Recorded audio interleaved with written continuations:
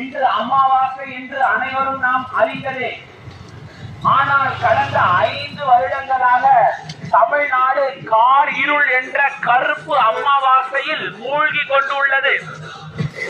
அதற்கு பௌர்ணமி நிலவாக சூடா மன்னனாக வருகிறார் நம் அண்ணன் தங்க தளபதி விஜய் அவர்கள்.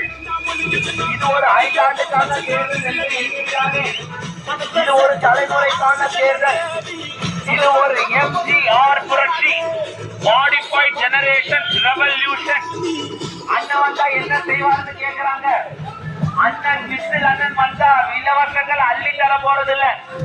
2 கட்சிகளும் பாத்தீங்கன்னா பேரம் பேசிட்டு 2000 2500 8000 10,000. 2 கட்சிகளுக்கும் கொள்கைகள்ல எந்த வித்தியாசமும் இல்லை. ஆனால் நம் அண்ணன் அப்படி கிடையாது. 5 ஏக்கருக்கு கீழே பயிர் வச்சிருக்கிறவங்களுடைய முழு கடனையும் ரத்து செய்கிறார். ஒரு படத்துல வசனத்துல சொல்லுவாரு, 5000 கோடி திருப்பி கட்டாதவன் ஹாப்பியா தான் இருக்கிறான், 5000 ரூபாய் கொடுக்காதவன் பூச்சிக்கொல்லி மருந்து குடிச்சு தற்கொலை பண்ணிக்கிறான். இதுக்கு காரணம் விவசாயத்தையும் சுயசார்பு வாழ்க்கையும் நாம் முதன்மைப்படுத்தாததே.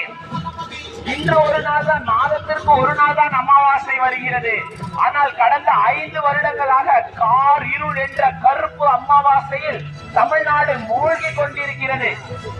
அதற்கு பௌர்ணமி நிலவாக திரை சூடி மன்னனாக வருகிறார் நம் அண்ணன் தங்க தளபதி விஜய் அவர்கள்.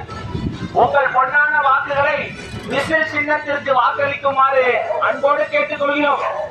நம் பேர பசங்களுடைய அருமையான எதிர்காலத்தை நிர்ணயம் செய்ய உங்கள் பொன்னான வாக்குகளை விசில் சின்னத்திற்கு ஆதரவு தெரிவிக்குமாறு அன்போடு கேட்டுக்கொள்கிறோம்.